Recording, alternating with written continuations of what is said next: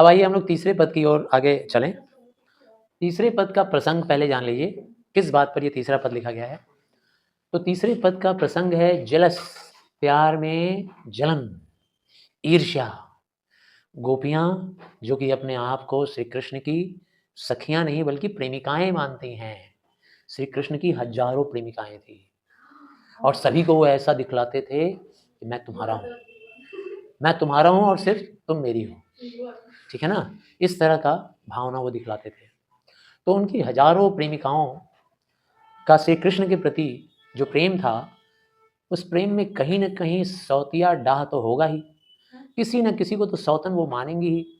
अब भाई एक को अगर पता चल जाएगा कि श्री कृष्ण उसे भी प्रेम करता है तो सामने वाली को सौत मानना शुरू कर देगी, मेरी सौतन है ना।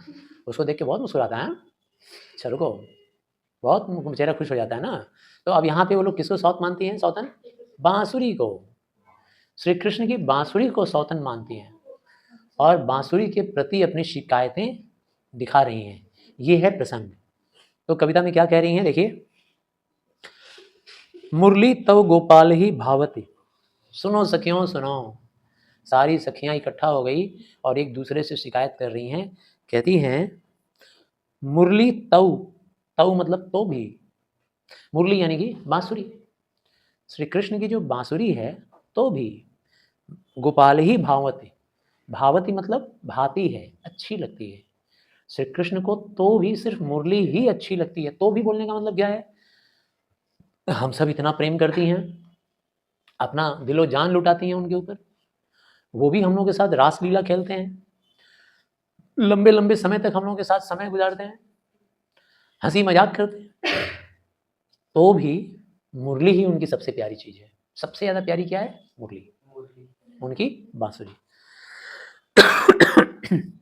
सुनरी सखी, सुनो सुनो सखियों सुनो, यद्यपि, यद्यपि मतलब हिंदी में एक शब्द होता है यद्यपि, हालांकि, ऑल्दो इंग्लिश में होता है ऑल्दो, दो, THOUGH।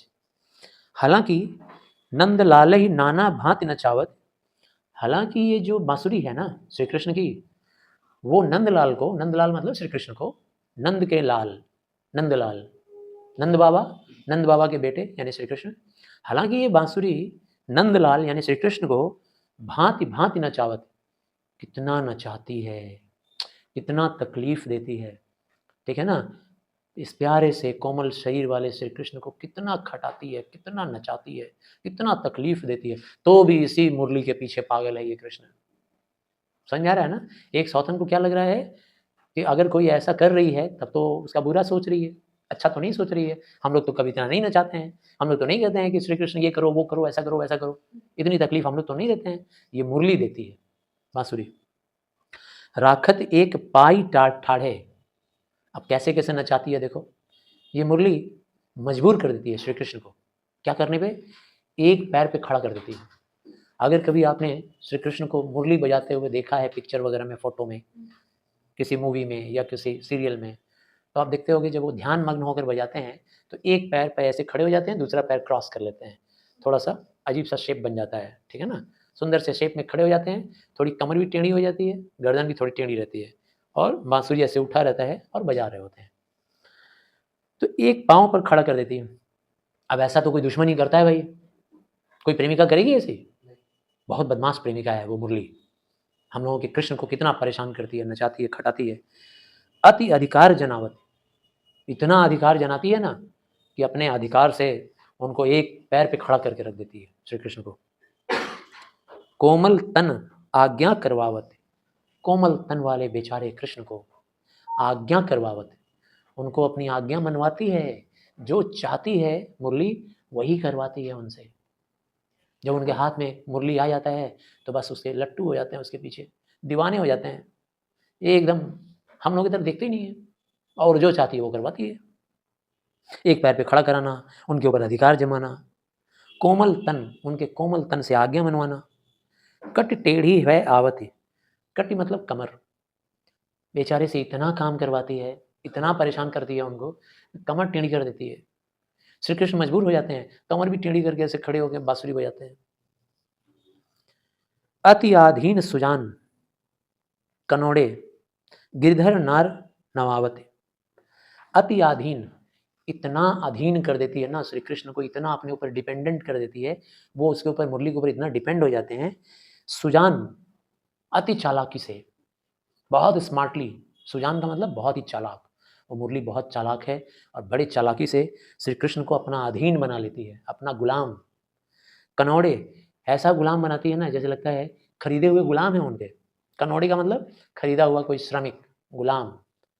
गिरिधर नार नवावत, गिरिधर मतलब गिरी को धारण करने वाला, पहाड़ उठा देने वाला। श्री कृष्ण ने गोवर्धन उठा दिया था ना अपनी काली उंगली पर, इस तब से उनका नाम क्या पड़ गया, गिरिधर। तो गिरिधर को यानी श्री कृष्ण का नार नवावत, उनका गर्दन भी टेढ़ा करवा देती है, ऐसे बजा रहे होते हैं गर्दन टेढ़ा करके।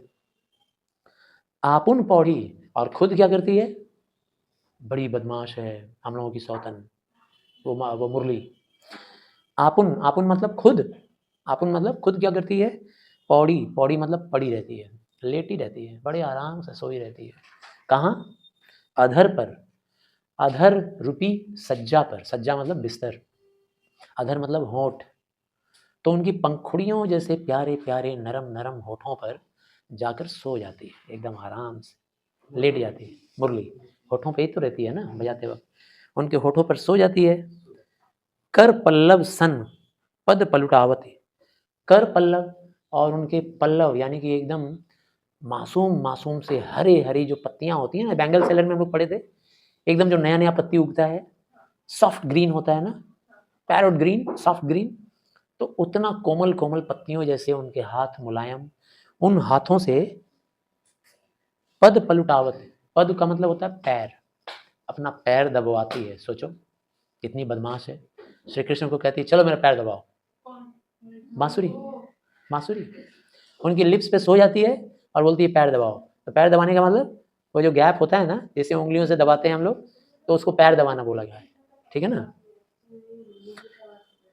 भ्रिकुटी कुटिल नैन नासा, और हम लोगों की तरफ, हम भी तो उनकी प्रेमिकाएं हैं, हम लोग के हिस्से में क्या आता है जानते हो, हमारे हिस्से में क्या आता है, हमारे हिस्से में भ्रिकुटी, कुटिल, भ्रिकुटी मतलब टेढ़ा, ये जो भौहें हैं ये टेढ़ी भौहें, उनके जो कुटिल नैन हैं, यानी हम लोगों की तरफ श्री कृष्ण बांसुरी बजाते वक्त जब हम लोग उनको थोड़ा डिस्टर्ब करते हैं, थोड़ा भी हम लोग उनको परेशान करते हैं, कोई भी गोपी, तो तुरंत वो नाराज हो जाते हैं, नाराज वाला चेहरा हम लोग की तरफ मिलता है, हमारे हिस्से में नाराजगी।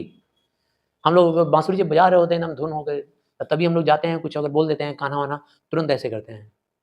तो ये जो चेहरा है, ये बिगड़ा हुआ चेहरा, बुरा वाला चेहरा, ये हमारे हिस्से में आता है, और वो मजे ही मजे हैं उसके। भ्रिकुट कुटिल नैन, नैन जो है, नैन की कटुलाई, नैन के अंदर गुस्सा क्रोध, वो हमारे हिस्से में आता है। नासापुट, नासापुट मतलब ये नासिका के छिद्र है, जब आदमी गुस्से में आता है तो थोड़ा नाक चौड़ा हो जाता है, खुल जाता है नाक, नासापुट, जबड़े उबड़े थोड़े बैठ जाते हैं, टाइट हो जाते हैं और नाक फूल जाता है। तो फूला हुआ नाक, टेढ़ी भौहें, ये हमारे लिए बांसुरी बजाते वक्त ऐसे चेहरा दिखलाते हैं श्री कृष्ण गुस्से में। हम पर कोप कुपावत, जो क्रोध वाला रूप होता है वो हमारे लिए भी करवा देती है, बड़ी चालाक है। सूर प्रसन्न जान एक पल नहीं, अधर ते शीस डुलावत, और सूरदास जी कहते हैं प्रसन्न जान एक पल नहीं, और जब वो देखती हैं, जब वो बांसुरी देखती है अधर पे लेटे लेटे कि श्री कृष्ण प्रसन्न है, खुश हैं, अधर तय शीस डुलावत, उनके अधर पे लेटी लेटी एक बार भी अपने शीस को, अपने सिर को डुलाती नहीं है, वो जैसे का तैसे पड़ी रहती है उसी पोज में, ताकि थोड़ा सा भी डिस्टर्ब ना होने पाए, क्योंकि बहुत प्रसन्न है। ये सारी प्रसन्नता, सारी खुशी किसके लिए होनी चाहिए, सिर्फ मेरे लिए, और इन गोपियों के लिए नासापुट, कुटिल भौहें, टेढ़ा मेढ़ा शक्ल हमारे इस हिस्से में आती है।